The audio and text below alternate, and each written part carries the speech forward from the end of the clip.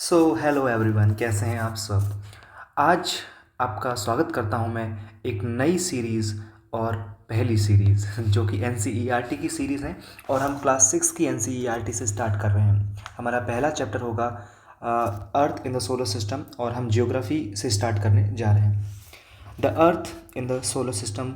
इस चैप्टर में हम सोलर सिस्टम के बारे में पढ़ेंगे। हम सोलर सिस्टम्स की कैरेक्टरिस्टिक्स के बारे में पढ़ेंगे। Moon, other planets, dwarf planets क्या क्या होते हैं वो उनके बारे में पढ़ेंगे। साथ ही साथ हम ये देखेंगे कि इस चैप्टर से रिगार्डिंग आज तक जो भी गवर्नमेंट एग्जाम्स हैं such as UPSC, SSC, CDS, इन सब एग्जाम्स के अंदर इस चैप्टर से कौन कौन से क्वेश्चन पूछे गए हैं उन क्वेश्चंस को भी हम करेंगे। तो लिखा गया है कि जब हम रात के अंदर सनसेट के बाद में आसमान को देखते हैं तो वो कितना अच्छा लगता है। उसमें बहुत सारे हमें ऑब्जेक्ट्स देखने को मिलते हैं, चमकदार, कुछ चमकदार होते हैं, ठीक है, कोई ट्विंकल करते हैं, कुछ ट्विंकल नहीं करते हैं, कुछ नॉर्मल से ग्लो करते हैं, ठीक है। ऐसा क्यों होता है, क्यों होता है, इसको हम आगे पढ़ेंगे जब हम सेलेस्टियल बॉडीज़ के बारे में पढ़ेंगे।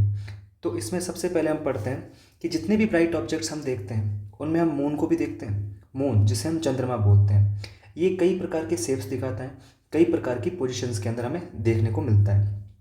जब हमें पूरा पूरा मून साफ साफ दिखाई देता है, मतलब एकदम बिना कोई कटा मून दिखाई देता है। कभी कभी आपने देखा होगा कि आपको इस प्रकार से मून देखने को मिलता है, ये आपको कटा हुआ मून दिख रहा है। लेकिन कभी कभी हमें एकदम मून साफ देखने को मिलता है, उसको हम बोलते हैं फुल मून या फिर पूर्णिमा। ऐसा महीने में केवल एक बार होता है। और कभी कभी हमें मून बिल्कुल दिखाई ही नहीं देता, उसको हम बोलते हैं न्यू मून या फिर अमावस्या, ठीक है। और जब मून दिखाई नहीं देगा तो हम आसपास में जितने भी तारे वगैरह हैं उनको अच्छे से देख पाएंगे, ठीक है। अब जितनी भी बॉडीज़ हैं, बॉडीज़ इन द सेंस अंतरिक्ष में जितने भी आपको पिंड वगैरह चीज़ें देखने को मिल रही है उनको हम बोलते हैं सेलेस्टियल बॉडीज़। इसके अंदर सन भी आ जाता है, मून भी आ जाता है, और जितने भी अदर प्लैनेट्स हैं वो सब इसके अंदर आ जाते हैं। गैलेक्सीज वगैरह, इन सब के बारे में हम आगे डिटेल से पढ़ने जा रहे हैं, ठीक है। तो सेलेस्टियल बॉडीज़, खगोलीय पिंड जिसे हिंदी में बोलते हैं। अब इन सेलेस्टियल बॉडीज़ को हम दो पार्ट में डिवाइड करते हैं। मैं यहाँ लिख के बताता हूँ कैसे कैसे। देखो, जितनी भी सेलेस्टियल बॉडीज़ होती हैं, जस्ट 1 मिनट, जितनी भी सेलेस्टियल बॉडीज़ होती हैं, सेलेस्टियल बॉडीज़, उनको हम दो पार्ट्स में डिवाइड करते हैं। एक होती है ल्यूमिनस और दूसरी होती है non luminous. Luminous celestial bodies वो सेलेस्टियल बॉडीज़ होती हैं जिनकी खुद की लाइट होती है, जो खुद से चमकते हैं, उनको चमकने के लिए किसी और की आवश्यकता नहीं होती, ठीक है। On the other hand non luminous वो बॉडीज़ होती है जो किसी की रोशनी से खुद चमकती हैं। फॉर एग्जाम्पल ल्यूमिनस बॉडीज़ की अगर बात करूँ तो हमारा सन अपने खुद के प्रकाश चमकता है। जितने भी स्टार्स होते हैं वो सब ल्यूमिनस बॉडीज़ होती हैं। ऑन दी अदर हैंड अगर मैं बात करूँ एक प्लेनेट की, जैसे कि अर्थ, क्या अर्थ चमकता है? नहीं, हम हमारे अर्थ पे रोशनी होती है ड्यू टू सन। प्लेनेट हो गए, मून्स, ठीक है, सैटेलाइट्स वगैरह, ये सब क्या हो गई? नॉन ल्यूमिनस बॉडीज़ हो गई, ठीक है। तो मैं अगर आपसे पूछूं मून क्या है, तो मून एक नॉन ल्यूमिनस बॉडी है, वो सन की वजह से साइन करती है, ठीक है। तो यहाँ पे सेलेस्टियल बॉडीज़ के बारे में पढ़ा। तो इसमें कहा गया है कि कुछ की खुद की लाइट होती है, उनको हम वो अपने लाइट एमिट करते हैं और उनको हम बोलते हैं क्या? स्टार्स। हमारा सन क्या है? एक स्टार है, ठीक है। अंतरिक्ष में हमें हजारों नहीं, लाखों नहीं, करोड़ों स्टार्स देखने को मिलते हैं, ठीक है, जिनका साइज और शेप सिमिलर होता है सन के। लेकिन हम उनकी हीट को फील नहीं कर पाते, उनकी लाइट को इतना ज़्यादा फील नहीं कर पाते। क्यों? और वो हमें बहुत छोटे भी दिखाई देते हैं। ऐसा इसलिए होता है क्योंकि वो हमसे बहुत दूर हैं। जब आप एक एरोप्लेन को पास से देखोगे तो आपको बहुत बड़ा दिखाई देगा, वहीं अगर आप उसको बहुत दूर से देखोगे तो आपको छोटा सा दिखाई देगा। सेम चीज़ यहाँ भी लागू होती है, ठीक है। अब अंतरिक्ष इतना बड़ा है तो इसके अंदर डिस्टेंस को मापने के लिए हम किसका यूज़ करेंगे? हम इसमें डिस्टेंस को मापने के लिए लाइट ईयर का यूज़ करेंगे, पास से एस्ट्रोनॉमिकल यूनिट, इन यूनिट्स का यूज़ करेंगे। लाइट ईयर, लाइट ईयर का मतलब क्या होता है? लाइट ईयर का मतलब होता है कि जो सनलाइट है वो एक साल के अंदर जितनी डिस्टेंस कवर करेगी उसको हम लाइट ईयर बोलते हैं। लाइट की स्पीड होती है 3 लाख किलोमीटर पर सेकेंड। एक सेकंड में लाइट 3 लाख किलोमीटर जाती हैं, एग्जैक्ट 2,99,458 मीटर्स पर सेकंड होती हैं। लेकिन अगर राउंड फिगर में देखा जाए 3 लाख किलोमीटर पर सेकंड की स्पीड से लाइट एक साल में जितनी दूरी तय करेगी उसे हम लाइट ईयर बोलेंगे। यानी कि लाइट ईयर एक किसकी यूनिट हो गई, एक डिस्टेंस की यूनिट हो गई। एक लाइट ईयर में 9.46 इंटू में 10⁻15 मीटर या फिर 10⁻12 किलोमीटर या 10⁻17 मीटर होते हैं। ठीक है, वहीं अगर हम बात करें एस्ट्रोनॉमिकल यूनिट्स की, तो एस्ट्रोनॉमिकल यूनिट का मतलब होता है, जैसे ये सन है और ये अर्थ है, सन और अर्थ के बीच में जितनी डिस्टेंस होती है उसको हम एस्ट्रोनॉमिकल यूनिट बोलते हैं। हमारे सन और अर्थ के बीच की डिस्टेंस कितनी है, 15 करोड़ किलोमीटर है, और उसको हम 1 एस्ट्रोनॉमिकल यूनिट के नाम से जानते हैं। पारसेक लाइट ईयर से बड़ी यूनिट होती है, यानी कि 3.26 लाइट ईयर्स को अगर मिला दिया जाए तो उसको हम क्या बोलेंगे, एक पारसेक बोलेंगे। ठीक है, नाउ इसी से रिगार्डिंग हम एक क्वेश्चंस करने जा रहे हैं जो कि एनडीए में पूछा गया था। एनडीए का क्वेश्चन है, इसको हम सॉल्व करते हैं। Light year is a unit of measurement of very large distances, क्या ये सही होगा, बिल्कुल करेक्ट है।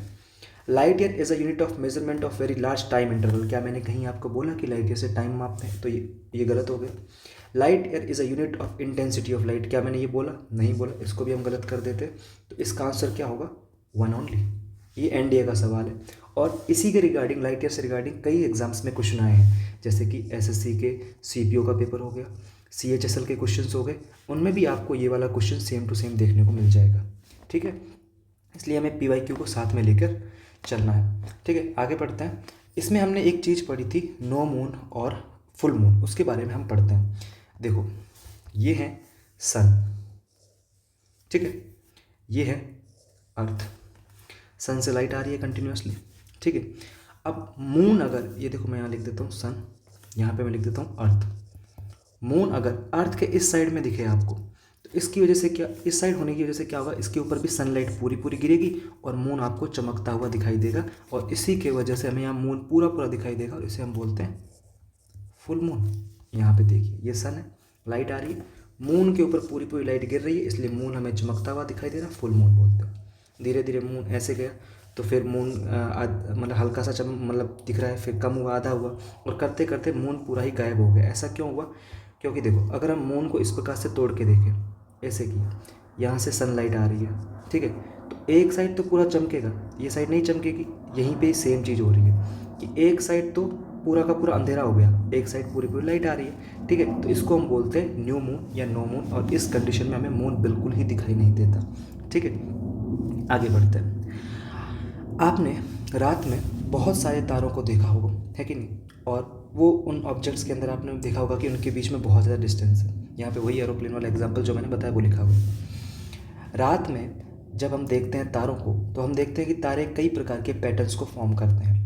इन पैटर्न्स को हम किसके नाम से जानते हैं, कॉन्स्टलेशंस के नाम से जानते हैं, तारामंडल के नाम से जानते हैं। कॉन्स्टलेशंस अराउंड 88 के आसपास हमें अभी तक पता है, और उनमें से एक, जैसे यहाँ पे लिखा हुआ है अर्सा मेजर, इसे हम बिग डियर के नाम से भी जानते हैं। आपने रात में सुना होगा सप्तऋषि, ये भी एक प्रकार का कॉन्स्टलेशन है जिसको हम स्मॉल बियर के नाम से जानते हैं। ठीक है, अब यहाँ पे हमें ये पता होना चाहिए कि कॉन्स्टलेशन होता क्या है। तो constellation various patterns found by different group of stars, हम कॉन्स्टलेशन बोलते हैं। ठीक है, इसी प्रकार जो कॉन्स्टलेशंस होते हैं उनके अंदर हमें तारों का एक स्पेसिफिक पैटर्न देखने को मिलता है, और उस पैटर्न को हम बोलते हैं एस्टेरिज्म। क्या बोलते हैं, एस्टेरिज्म, मतलब तारों का एक स्पेसिफिक पैटर्न। जैसे ये एक मतलब कॉन्स्टलेशन है और इसका नाम है सिग्नस, और इसको बोलते हैं क्रॉस शेप्ड।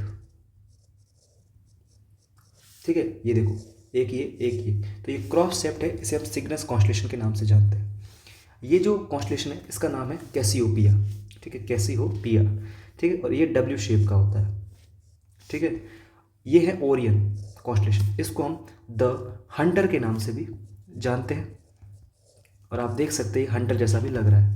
ठीक है, और ये रहा सप्तऋषि, 7 सेजेस, 7 ऋषियों का समूह।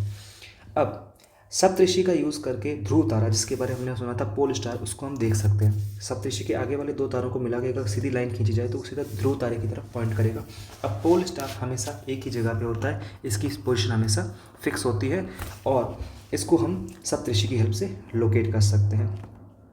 आगे बढ़ते हैं, तो हमने देखा हमने ये पढ़ चुके हैं कि नॉन ल्यूमिनस बॉडीज़ क्या होती हैं, कि इसमें लिखा गया कुछ सेलेस्टियल बॉडीज़ होती है जिनकी खुद की लाइट और हीट नहीं होती हैं और वो स्टार्स की लाइट से एमिट मतलब अपने आप को लिट होते हैं, जलते हैं, जैसे कि प्लैनेट्स हो गए, स्टेटलाइट्स हो गए। ठीक है, प्लैनेट ग्रीक वर्ड प्लेनेटाई से मिलकर बना है, जिसका मतलब होता है वंडरस, चमत्कार। ठीक है, जिस प्लेनेट अर्थ पे हम रहते हैं ये अपनी सारी की सारी हीट और लाइट सन से प्राप्त करता है, जो कि हमारा नियरेस्ट स्टार है। एक बार एक एग्ज़ाम यानी गवर्नमेंट एग्ज़ाम में पूछा गया था कि which is our nearest star, और उसमें एक ऑप्शन में दे रखा था प्रॉक्सिमा सेंचुराई, प्रॉक्सिमा सेंचुराई, और वो ऑप्शन गलत था। प्रॉक्सिमा सेंचुराई एक स्टार है, हमारे नियरेस्ट स्टार नहीं है, हमारे सन का नियरेस्ट स्टार है। अर्थ का नियरेस्ट स्टार कौन सा है? सन है, जो कि 15 करोड़ किलोमीटर दूर है। ठीक है, इसको हटा देते हैं यहाँ से, आगे बढ़ते हैं। The moon that we look in the sky is a satellite. जो मून है वो सैटेलाइट है। अब ये सैटेलाइट क्या होता है? सैटेलाइट जिस प्रकार अर्थ सन के अराउंड चक्कर लगाती हैं, ठीक है, उसी प्रकार अर्थ के अराउंड भी कुछ ऐसे ऑब्जेक्ट्स हैं जो चक्कर लगा रहे हैं, जैसे कि मून, हमारा चंद्रमा हमारे अर्थ के अराउंड चक्कर लगा रहा है, तो उसको हम बोलेंगे सैटेलाइट। अब जो सैटेलाइट होती है ना, वो दो प्रकार की होती है। एक होती है नेचुरल सैटेलाइट, जैसे कि मून हो गया, और एक होती है मैन मेड सैटेलाइट। अब दोनों में कॉमन चीज़ ये है कि दोनों ही चक्कर लगा रही है अर्थ का।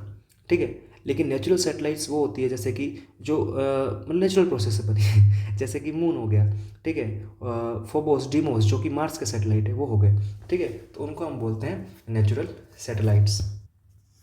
कुछ प्लैनेट्स के जो मून होते हैं उनकी संख्या बहुत ज़्यादा होती है, तो कुछ के केस में केवल लिमिटेड मून होते हैं। जैसे अर्थ के केस में एक मून है, मार्स के केस में 2 मून है, सैटर्न और जुपिटर के केस में कई हंड्रेड्स ऑफ मून्स हैं। ठीक है, जुपिटर, सैटर्न और यूरेनस के आसपास रिंग्स होती है। क्या है जुपिटर, सैटर्न और यूरेनस? इसको हम पढ़ेंगे जब हम प्लैनेट्स के बारे में पढ़ेंगे।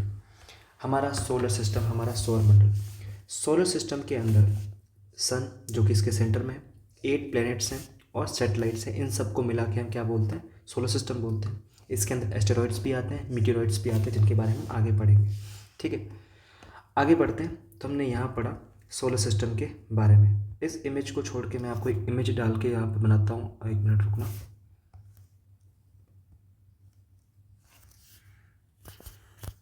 Just wait. सन, आप यहाँ पे सन देख सकते हैं। सन हमारे सोलर सिस्टम का एकमात्र तारा है। ये हमारा सोलर सिस्टम है, उसका एकमात्र तारा कौन है? सन है। सन के अंदर 73% के आसपास क्या है? हाइड्रोजन है। और मैं पेन चेंज कर लेता हूँ कलर। 73% के आसपास हाइड्रोजन है और 25% के आसपास हीलियम देखने को मिलती है, और अदर मेटल्स भी हमें इसके अंदर देखने को मिलती है। हमारा सन हमारी अर्थ का अप्रोक्स 109 गुना बड़ा है। ठीक है, और सन से लाइट को अर्थ तक आने में 8 मिनट और 30 सेकेंड्स का टाइम लगता है। ठीक है, सन की सरफेस पे जो टेम्परेचर देखने को मिलता है वो है 5800 केल्विन, या फिर बोले तो 5600 डिग्री सेल्सियस। सन की जो कोर होती है उसका टेम्परेचर 1,57,00,000 किलो मतलब डिग्री सेल्सियस होता है, यानी कि 15.7 मिलियन डिग्री सेल्सियस इसका तापमान होता है। और इसकी जो आउटर लेयर होती है उसको हम किसके नाम से जानते हैं? उसको हम कोरोना के नाम से जानते हैं। इसको हम यहाँ से मिटा देते हैं। ठीक है, सन के रिगार्डिंग हमें ये फैक्ट्स पता होने चाहिए। नाउ सन हमारे सोलर सिस्टम का 99% जो मास होता है वो सन के अंदर ही होता है। अब सबसे पहले प्लेनेट मरकरी के बारे में पढ़ लेते हैं। ये जो प्लेनेट आपको देखने को मिल रहा है, this planet is this is mercury. सबसे पहली बात, ये नियरेस्ट है सन के। सेकेंड चीज, स्मॉलेस्ट प्लेनेट है।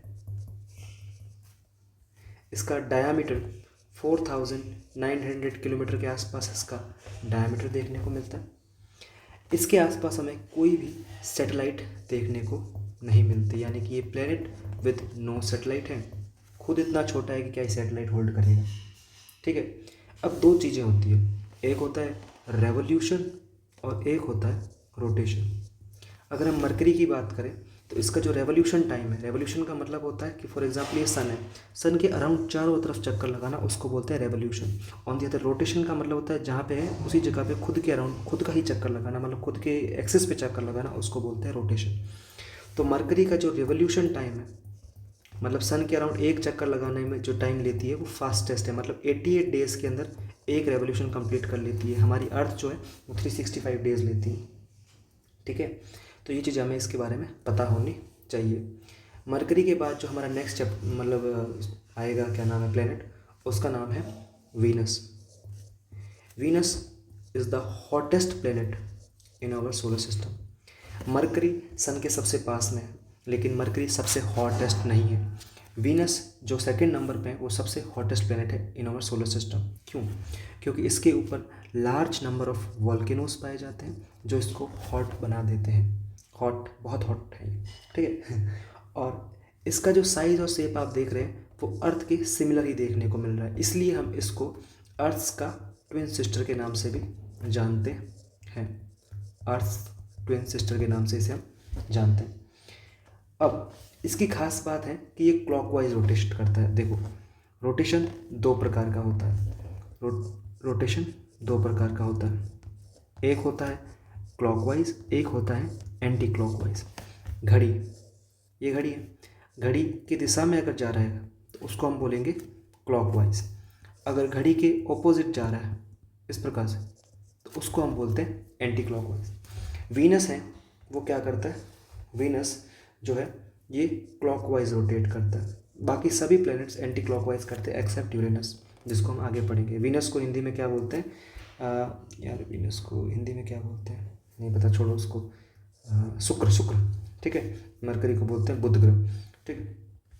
अब इसके बाद में इसके रिगार्डिंग ये पता होनी चाहिए, इसे मॉर्निंग स्टार भी बोलते हैं, इवनिंग स्टार के नाम से भी इसे जानते हैं।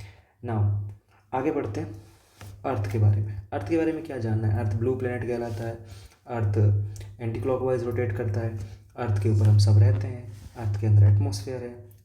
और वीनस के रिगार्डिंग एक चीज़ याद रखना, वीनस के पास भी सैटेलाइट नहीं देखने को मिलती।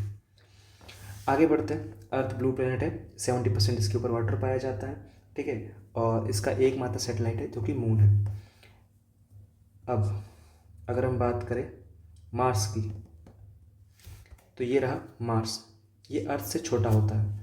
मार्स को हम रेड प्लेनेट के नाम से भी जानते हैं।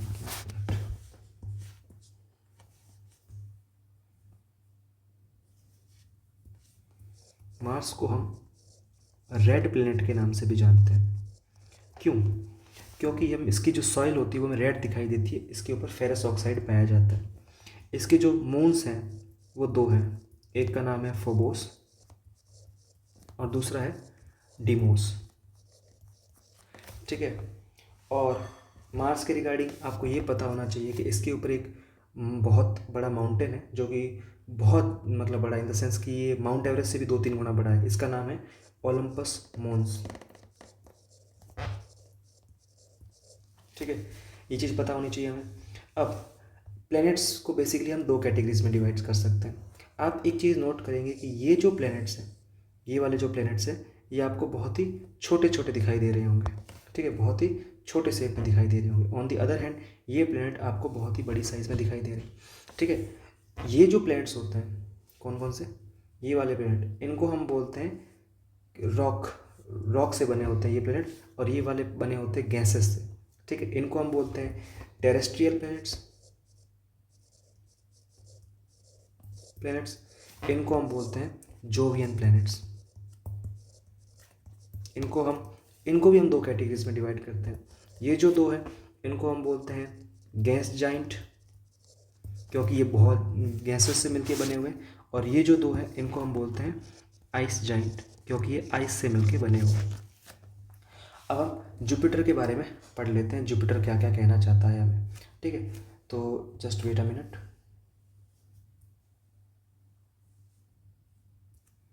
ठीक है।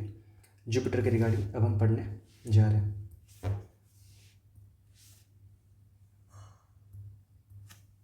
जस्ट वेट,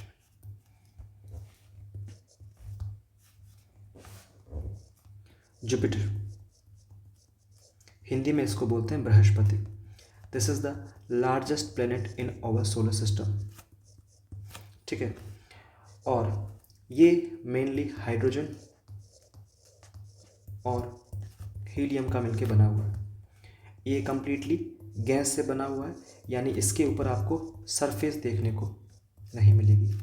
इसके ऊपर आपको एक डार्क एक स्पॉट देखने को मिल रहा है। ये अर्थ से भी कई गुना बड़ा है और यहाँ पे बहुत तेज़ स्पीड से हवाएं बहती हैं, विंड्स चलती हैं। ठीक है, इसका जो रोटेशन टाइम है वो क्या है, शॉर्टेस्ट है। रोटेशन मैंने आपको समझा दिया कि अपने ही एक्सिस पे घूमना, यानी आप एक ही जगह खड़े होकर घूम रहे हो, उसको बोलते हैं रोटेशन। ये 9 आवर्स और 55 मिनट्स के अंदर अपना एक रोटेशन कंप्लीट करता है, अप्रॉक्सीमेटली 10 आवर्स के अंदर। ठीक है, और अगर ब्राइटनेस के मामले में बात करें तो ये 3rd प्लेस पे आता है after Venus and moon. At present इसके ऊपर हमें 90, इसके आसपास 95 मून्स देखने को मिलता है। ठीक है, इसकी अगर हम सैटेलाइट्स की बात करें तो इसकी 4 इंपॉर्टेंट सैटेलाइट्स हैं जिनकी खोज करी गई थी गैलीलियो गैलीली के द्वारा। ठीक है, और वो कौन कौन सी हैं, लो, यूरोपा, कैलिस्तो एंड गैनीमेडे। इसमें ये जो गैनीमेडे हैं ये हमारे सोलर सिस्टम की लार्जेस्ट सैटेलाइट है। ठीक है, और इस प्लैनेट को हम विंटर प्लैनेट्स के नाम से भी जानते हैं। जो जुपिटर है इसके आसपास भी एक रिंग होती है, लेकिन वो हमें दिखाई नहीं देती, वो अनक्लियर रिंग्स आप बोल सकते हैं इसके अराउंड। ठीक है, अगली बात करते हैं सैटर्न की। सैटर्न जो है ये 2nd लार्जेस्ट प्लैनेट है आफ्टर जुपिटर। इसके अराउंड हमें ब्राइट कंसेंट्रिक रिंग्स देखने को मिलती हैं और इसके एट प्रेजेंट 146 मून्स हैं। ठीक है, अब इसकी जो रिंग्स हैं इसकी खोज करी गई थी 1655 के अंदर क्रिश्चियन हुइजेंस के द्वारा। ठीक है, और इन रिंग्स के बीच में आपको ये जो गैप देखने को मिल रहा है, कौन सा गैप, ये वाला गैप, इस गैप की खोज करी गई थी कसीनी के द्वारा। किसने, कसीनी के द्वारा, और इसीलिए हम इसे कसीनी डिवीज़न के नाम से भी जानते हैं, कसीनी डिवीज़न के नाम से भी जानते हैं। ठीक है, और इसकी जो सैटेलाइट 2 इंपॉर्टेंट है उसका आपको नाम पता होना चाहिए, एक है टाइटन और एक है एनसेलेडस। ठीक है, आगे बढ़ते हैं। ये जो प्लेनेट है दैट इज यूरेनस। ठीक है, यूरेनस जो प्लेनेट है ये 7th नंबर प्लेनेट है। ठीक है, इसकी खोज करी गई थी विलियम हर्शल के द्वारा। ठीक है, और आपको एक चीज़ नोट करनी पड़ेगी यहाँ पे कि ये ब्लू कलर में दिखाई दे रहा है, क्यों, क्योंकि इसके ऊपर CH4 पाई जाती है, मीथेन पाई जाती है, इसलिए ये हमें ब्लू कलर में दिखाई देता है। ठीक है, और इसे हम रोलिंग या लेप्सॉइड प्लैनेट कहते हैं। देखो मोस्ट ऑफ द प्लैनेट्स इस प्रकार से होते हैं, थोड़ा उनका टिल्ट, इसका टिल्ट कुछ इस प्रकार से है, मतलब ये पूरा एकदम लेटा हुआ है और ये इस प्रकार से मूवमेंट करता है, मतलब करता है एंटी क्लॉकवाइज है, किसकी तरह, वीनस की तरह, लेकिन पूरा का पूरा रोलिंग की तरह करता है। रोलिंग प्लैनेट या लॉपसाइड प्लैनेट्स को बोलते हैं, क्योंकि ये 98 डिग्री के आसपास टिल्ट रखता है। ठीक है, अपनी एक्सिस के साथ। एटमॉस्फेयर में वही हाइड्रोजन, हीलियम, वाटर, अमोनिया ये सब पाए जाते हैं, और इसीलिए इसे हमें आइस जाइंट के नाम से भी जानते हैं, क्योंकि ये पूरा आइस से बना हुआ है। ठीक है, नेक्स्ट प्लैनेट आ जाता है आपका नेपच्यून। इसे हम विंडीएस्ट प्लैनेट के नाम से भी जानते हैं। इसका जो रेवोल्यूशन टाइम है, यानी सन के अराउंड एक चक्कर लगाने में इसको 165 साल लग जाते हैं। ठीक है, सबसे ज़्यादा इसी का है रेवोल्यूशन टाइम, और ये भी आइस से बना हुआ, इसलिए हम इसे आइस जाइंट बोलते हैं। एक दिन इसके ऊपर 16 घंटे का होता है, मतलब अपनी एक्सिस पे एक रोटेशन 16 घंटे में कंप्लीट कर लेता है। 14 सैटेलाइट्स हैं इसकी। इसकी खोज करी गई थी जोहान गल्ले, महेश दल्ले नहीं, जोहान गल्ले और उर्बेन लावेरियर। उर्बेन लावेरियर ने इसकी डिस्कवरी करी थी। तो इन प्लैनेट्स के बारे में हमने पढ़ा।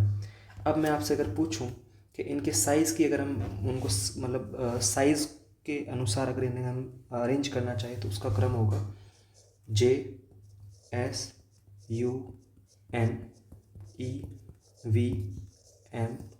Mercury.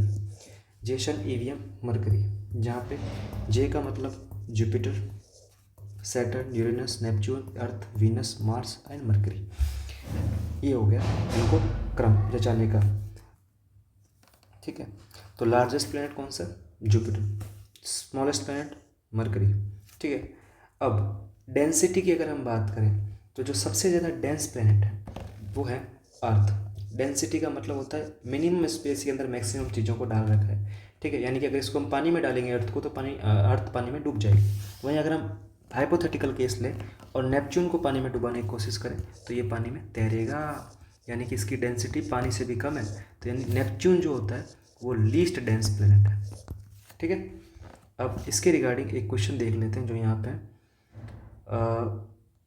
Mercury has no atmosphere, कि मरकरी के ऊपर कोई एटमॉस्फेयर नहीं है। क्या ये बात सही है? बिल्कुल सही है। एक मिनट यार, मरकरी के ऊपर कोई एटमॉस्फेयर नहीं है। वीनस के 2 मून है, क्या वीनस के ऊपर मून है? नहीं है, वीनस के ऊपर मून है ही नहीं, मैंने बोला था। ठीक है, तो दूसरा स्टेटमेंट रॉन्ग हो गया। ठीक है, ये हटा दो स्टेटमेंट, ये हटा दो। आगे बढ़ते हैं। There is no land on Jupiter, Jupiter पे कोई लैंड नहीं है, मैंने बोला था, बिल्कुल करेक्ट है ये बात। तो थर्ड स्टेटमेंट करेक्ट हो गई। और फोर्थ है rings of Saturn are composed of lumps of ice and dust, ये भी करेक्ट है, यानी 1, 3, 4 इसका करेक्ट आंसर हो गया। ये ऑप्शन करेक्ट है और ये CDS का PYQ है। ठीक है, आगे बढ़ते हैं। अब हम यहाँ पे थे कि सन के बारे में पढ़ते हैं। सन के बारे में हम सब चीज़ें मेनली पढ़ चुके हैं कि इसमें यही लिखा गया है कि सेंटर पे है सन। ठीक है, एक्सट्रीमली हॉट गैसेस से मिलके बना है और ये अपनी ग्रेविटेशनल फोर्स की वजह से सारे के सारे प्लैनेट्स को बाइंड करके रखता है। सन हमारे अर्थ के लिए अल्टीमेट सोर्स ऑफ हीट और लाइट प्रोवाइड करता है। ठीक है, और नियरेस्ट स्टार है, अप्रोक्सीमेटली 150 मिलियन किलोमीटर है और इसी को हम 1 AU के नाम से जानते हैं। ठीक है, प्लैनेट्स 8 प्लैनेट्स हैं, mercury, Venus, earth, Mars, Jupiter, Saturn, Uranus and Neptune. ठीक है, और इसको हम अच्छे से पढ़ चुके हैं। आगे हम अगर बात करें तो जितने भी 8 के 8 प्लैनेट हैं वो सन के अराउंड एक फिक्स्ड पाथ में चक्कर लगाते हैं और उस पाथ को हम बोलते हैं इलिप्टिकल पाथ या फिर ऑर्बिट। यहाँ इलिप्टिकल पाथ होता है, उसको हम ऑर्बिट के नाम से जानते हैं। ठीक है, मरकरी 88 डेज के अंदर 1 रेवोल्यूशन कंप्लीट कर लेता है। वीनस कंसिडर्ड अर्थ ट्विन, हम सब चीज़ें पढ़ चुके हैं, साइज और shape very much similar to that of earth. और प्लूटो 2006 तक उसे प्लैनेट माना जाता था, लेकिन 2006 के बाद उसे प्लैनेट की कैटेगरी से हटा दिया गया और ड्वार्फ प्लैनेट की कैटेगरी के अंदर डाल दिया गया इंटरनेशनल एस्ट्रोनॉमिकल यूनियन के द्वारा। ऐसा इसलिए किया गया क्योंकि ये एक प्लैनेट की कैटेगरी को मतलब पास नहीं कर पा रहा था। प्लैनेट के लिए ऑर्बिट करना चाहिए सन के अराउंड, स्फेरिकल शेप होना चाहिए जो इसका था, लेकिन ये क्या कर रहा था, नेपच्यून के ऑर्बिट को कट कर रहा था, इसके लिए इसको हटा दिया गया प्लैनेट की लिस्ट से। ठीक है, अब प्लैनेट्स जो दूसरे स्टार्स को मतलब उनके अराउंड रिवॉल्व करते हैं उनको हम बोलते हैं एक्सोप्लैनेट्स। देखो, हमारा जो सोलर सिस्टम है वो एक सोलर सिस्टम है इस अंतरिक्ष की एक छोटी सी गैलेक्सी मिल्की वे के अंदर। मिल्की वे के अंदर 400 बिलियन स्टार्स हैं, उसमें से हर स्टार के आसपास कुछ ना कुछ प्लैनेट्स होंगे जो उसके अराउंड रिवॉल्व कर रहे होंगे, उन्हीं को हम बोलते हैं एक्सोप्लैनेट। ठीक है, अब इन एक्सोप्लैनेट्स की जो डिस्कवरी की जाती है वो कई प्रकार के मेथड से की जाती है। एक मेथड है ट्रांजिट सिस्टम। ट्रांजिट सिस्टम ये बोलता है कि फॉर एग्जांपल एक स्टार है, इस स्टार के अराउंड एक, और ये हमारी अर्थ है जो इससे बहुत दूर है, इसके आसपास यहाँ पे टेलीस्कोप लगे हुए हैं। ठीक है, जब इस स्टार के आगे से कोई प्लेनेट होके गुजरेगा, ठीक है, मान लो कोई प्लेनेट होकर गुजरेगा, तो उसकी वजह से क्या होगा कि इस स्टार की जो लाइट होगी वो थोड़ी सी डिम हो जाएगी अर्थ पे इस टेलीस्कोप के अंदर। उस समय पता चलेगा कि हाँ भाई, इसके आसपास एक प्लेनेट है जो चक्कर लगा रहा है, इसको हम बोलते हैं ट्रांजिट सिस्टम। अब आपको पता है कि साइंटिस्ट रेगुलरली ऐसे प्लैनेट्स की खोज कर रहे हैं जो अर्थ लाइक हो, जिन पे जीवन पॉसिबल हो, जो हैबिटेबल हो। तो ऐसे जो प्लैनेट्स की खोज होती है, ऐसे प्लैनेट्स की जो खोज होती है उसको हम बोलते हैं गोल्डीलॉक जोन। क्या बोलते हैं? Goldilock zone. और UPSC का एक PYQ भी आ रखा है CSE IAS वाले पेपर में कि the term Goldilock zone often seen in the news is what. तो search of earth like planets in the outer space is known as Goldilock zone. ठीक है, अब हम आगे बढ़ते हैं। तो अर्थ के बारे में हमने पढ़ा कि 3rd नियरेस्ट प्लैनेट है, 5th लार्जेस्ट प्लैनेट है। ठीक है, और अर्थ जो है वो कुछ इस प्रकार से देखने को मिलती है, मतलब स्लाइटली फ्लैट है पोल्स के ऊपर और बल जा रखा है इक्वेटर के ऊपर, और इस प्रकार के अर्थ के शेप को बोलते हैं जियोइड या फिर अर्थ लाइक शेप। ठीक है। और जो इन सेलेस्टियल बॉडीज़ की स्टडी करते हैं उनको हम बोलते हैं एस्ट्रोनॉमर। आर्यभट्ट एक प्राचीन एस्ट्रोनॉमर है और जो कि चंद्रगुप्त सेकंड के कोर्ट में थे, और ये भी एक PYQ है SSC के एग्जाम्स का। ठीक है। अब कुछ इंपॉर्टेंट ड्वार्फ प्लैनेट्स हैं, उनके नाम बारे में जान लेते हैं। प्लूटो लार्जेस्ट है, एरिस उसके सेकंड नंबर पे और मैके में थर्ड नंबर पे ड्वार्फ प्लैनेट है। सीरस एक ऐसा ड्वार्फ प्लैनेट है जो हमें एस्ट्रॉयड बेल्ट के अंदर देखने को मिलता है। एस्ट्रॉयड बेल्ट क्या होती है? देखो, ये देखो, मार्स और जुपिटर के बीच में एक बेल्ट है जो पत्थरों से भरी हुई है, पत्थरों के टुकड़े टुकड़े, उसको हम बोलते हैं एस्ट्रॉयड बेल्ट। एस्ट्रॉयड बेल्ट के अंदर हमें देखने को मिलता है क्या? सीरस। वहीं अगर हम बात करें इस नेपच्यून के बियॉन्ड एक बेल्ट देखने को मिलती है, उस बेल्ट को बोलते हैं क्यूपो बेल्ट। उसके ऊपर बेल्ट के अंदर प्लूटो वगैरह ये सब प्लैनेट्स देखने को मिलते हैं। अब इस क्वेश्चन को लगा लेते हैं। Which of the following groups of planet is termed as gas planet as they are composed primarily of lighter ice, liquid और gases? क्या मार्स गैस प्लैनेट्स में आ रहा था? मैंने बोला था कि आगे वाले 4 planet, that is mercury, Venus, earth and Mars, ये सब टेरेस्ट्रियल प्लैनेट्स होते हैं। On the other hand Jupiter, Saturn, Uranus, Neptune, ये सब आइस मतलब गैस जाइंट्स के नाम जाने जाते हैं और ये बहुत बड़े प्लैनेट्स होते हैं। इनको जोवियन प्लैनेट्स के नाम से भी जानते हैं। तो गैस प्लैनेट्स के अंदर मार्स नहीं आएगा, मार्स नहीं आएगा, मार्स नहीं आएगा, ये ऑप्शन करेक्ट हो गया। और ये भी CDS का PYQ है 2023 वाले पेपर का। ठीक है, ये एक बार आप देख लेना सारे के सारे, मैं आपको PDF प्रोवाइड कर दूंगा इसकी क्लियरली। ठीक है, किसका रोटेशन टाइम रेवोल्यूशन टाइम कितना है। ठीक है, अब आगे बढ़ते हैं। अर्थ लाइक कंडीशन, जैसे अर्थ पे पानी मिलता है, अर्थ पे एटमॉस्फेयर है, ऐसी कंडीशंस को हम बोलते हैं हैबिटेबल कंडीशंस। ठीक है, और जो भी प्लैनेट ऐसी कंडीशन प्रोवाइड करता है उसकी खोज हम कर रहे हैं और उसको हम बोलते हैं एक्सोप्लैनेट या फिर गोल्डीलॉक्स जोन। अभी हमने पढ़ा था कि आई लाइट 3 लाख किलोमीटर पर सेकंड की स्पीड से ट्रेवल करती है। ब्लू प्लैनेट 70% वाटर पाया जाता है अर्थ के ऊपर और डेंसेस्ट है अपने सोलर सिस्टम का प्लैनेट। ठीक है, मून के बारे में पढ़ लेते हैं। मून एक नॉन ल्यूमिनस बॉडी है। नॉन ल्यूमिनस जैसे हमने पढ़ा, जिसकी खुद की कोई लाइट और हीट नहीं है। इसका रेडियस 1.74 इंटू में 10⁻6 मीटर है। लाइट को मून से लेकर अर्थ तक आने में कितना टाइम लगता है? 1.26 सेकेंड लगते हैं। चंद्रयान जो 3 मिशन था उसके लैंडर का नाम था विक्रम, रोवर का नाम था प्रज्ञान और पॉइंट का नाम था Shiv Shakti point. Moon only 1 satellite है, दैट इज मून। क्या? अर्थ की केवल एक सैटेलाइट है जिसका नाम मून है। इसका डायमीटर 1/4 है अर्थ के और ये बहुत बड़ा दिखाई देता है क्योंकि हमारे बहुत पास है। ठीक है, कितना किलोमीटर दूर है? 3,84,000 किलोमीटर हमसे दूर है मून। ठीक है, अगर हम देखें तो सन कितना था? 15 करोड़ किलोमीटर था। ये तो 3,84,000 तो बड़ा दिखेगा ही, नॉर्मल सी बात है। Neil Armstrong was the first man to step on the moon on 21 July 1969 और इनके बाद बज अल्ड्रिन और इंडिया से राकेश शर्मा जी ने मून के ऊपर कदम रखा था। The moon moves around the earth in 27 days. अब यहाँ पे बहुत इंपॉर्टेंट चीज़ लिखी गई है। मून सन अर्थ के अराउंड 27 डेज के अंदर अपना एक रेवोल्यूशन कंप्लीट करता है। अब अर्थ से जो मून होता है वो हमें हमेशा एक ही साइड देखने को मिलती है। Only 1 side of moon is visible to earth. UPSC के लिए इसको हम बोलते हैं टाइडल लॉकिंग। हमें 1 साइड ही मून की दिखाई देती है, इसको हम बोलते हैं टाइडल लॉकिंग।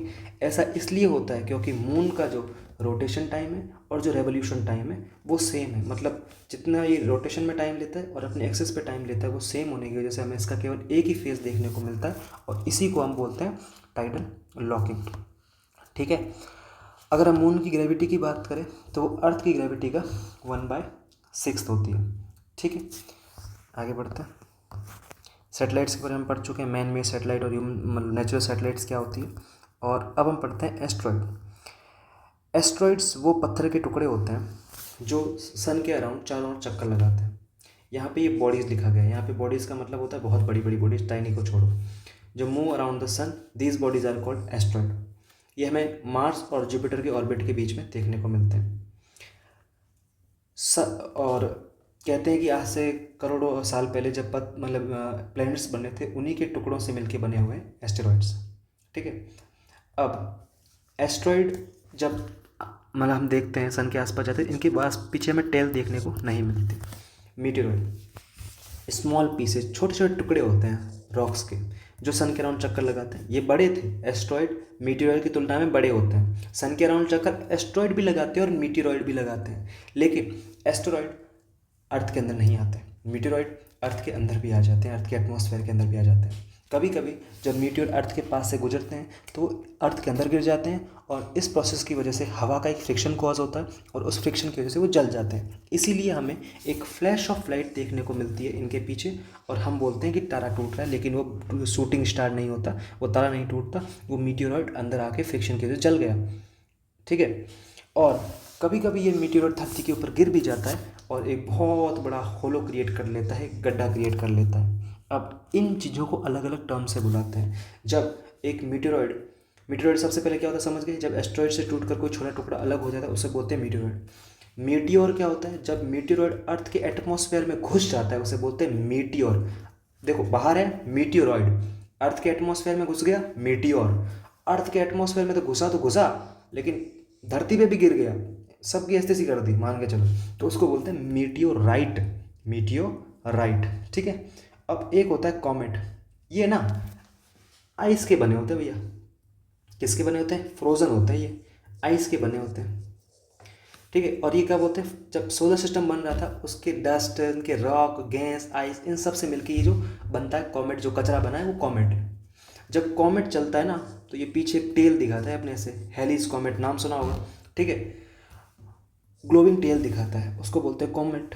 ये क्यूपर बेल्ट में देखने को मिलता है। अभी हमने पढ़ा नेपच्यून के बियॉन्ड जो आपको देखने को मिलेगा पत्थरों का टुकड़ा, उसे बोलते हैं क्यूपर बेल्ट। ठीक है।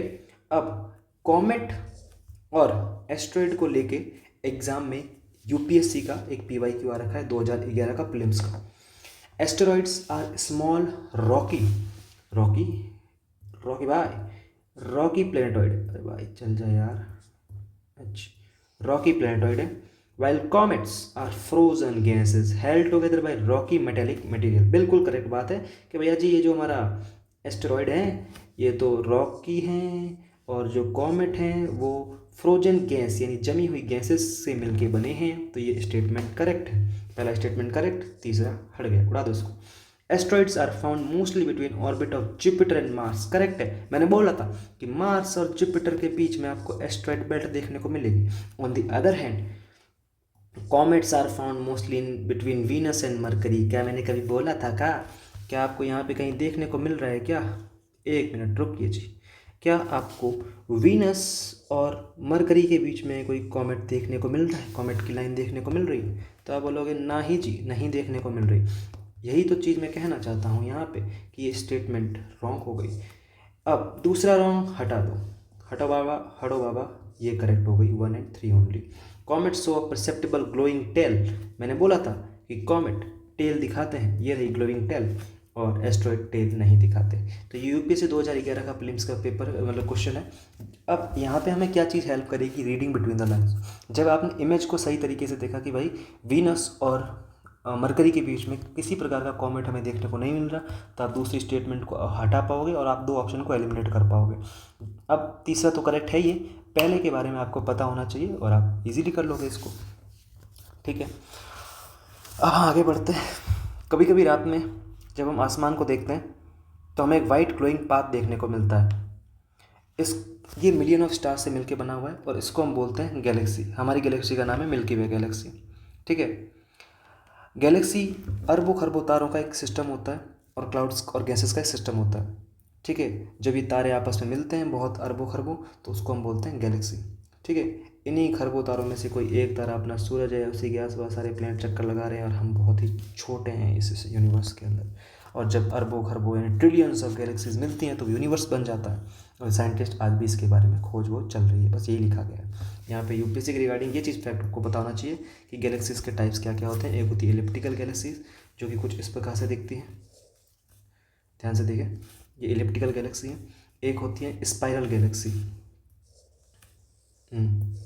ये स्पाइरल गैलेक्सी, हमारी जो मिल्की वे है वो एक स्पाइरल गैलेक्सी है। एक होती है इर्रेगुलर जिनका कोई शेप नहीं होता, और लेंटिकुलर कोई नॉर्मल अभी नया नया टाइप निकल गया है। ठीक है। तो ये चीज़ें आपको पता होनी चाहिए। अब हम यूपीएससी के सवाल लगाते हैं, क्वेश्चंस लगाते हैं। Which one of the following among the following planet is largest in size? Earth, Venus, Mars, mercury. हमने पढ़ा था जे सन EVM और मरकरी, और ये घटते हुए डिक्रीजिंग ऑर्डर में था। जुपिटर, सैटर्न, यूरेनस, नेपच्यून, क्या इसमें ऑप्शन में है? इनको भूल जाओ।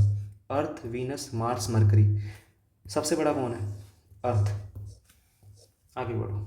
ऐसे करना है। Which one of the following planets has the highest density, सबसे ज़्यादा डेंसिटी किसकी, मरकरी की थी, वीनस की थी, जुपिटर की थी, नहीं अर्थ की थी। और इसलिए मैंने बोला था अर्थ को अगर आप पानी में डालोगे तो अर्थ डूब जाएगा। ठीक है, तो ये अपना यहाँ पे पूरी की पूरी ये क्लास 6 की एनसीईआरटी का चैप्टर जो फर्स्ट था अर्थ इन द सोलर सिस्टम वो हमने कंप्लीट किया। इसकी पीडीएफ मैं अपने टेलीग्राम ग्रुप पे अवेलेबल करवा दूंगा और धीरे धीरे करते करते हम पूरी की पूरी एनसीईआरटी को कवर कर लेंगे। ठीक है, और हाँ एक क्वेश्चन और रह गया सीपीयू का था कि साइज ऑफ इल्यूमिनेटेड, इल्यूमिनेटेड का मतलब होता है चमकता हुआ पार्ट जो मून का है वो विजिबल होता है अर्थ से, increases each day after new moon day, अमावस्या या न्यू मून डे के बाद हर दिन धीरे धीरे करते करते जो चमकता हुआ चांद है वो वापस दिखने लगता है। बिल्कुल सही बात है भाई, अमावस्या खत्म हुई, धीरे धीरे 15 दिन बाद वापस पूर्णिमा आ जाएगी और धीरे धीरे चांद दिखने लग जाएगा। तो पहला स्टेटमेंट करेक्ट है और इसको आप यहाँ से समझो। जैसे ये नो मून डो है, नो मून डे यार न्यू मून डे है और धीरे धीरे करते करते हमें मून पूरा पूरा देखने को मिल गया 15 दिनों के अंदर। तो ये चीज़ यहीं पे लिखी गई है कि illuminated part of the moon visible होता है, वो इंक्रीज होता है, डिक्रीज होता है तो गलत हो जाता है। पहले स्टेटमेंट करेक्ट है।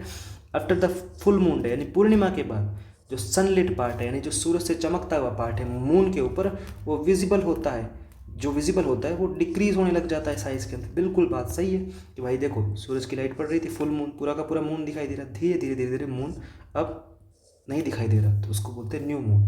तो ये डिक्रीज हो रहा है, बिल्कुल हो रहा है, दूसरा ऑप्शन भी करेक्ट है, बोथ 1 और 2 करेक्ट। सीपीयू 2022 का क्वेश्चन था। तो इसी के साथ आज का ये लेक्चर हम यहीं पे एंड करते हैं और सबसे इम्पोर्टेंट चीज़ जो मैं लिखने जा रहा हूँ वो तो है मतलब सबसे इम्पोर्टेंट है जय हिंद जय भारत,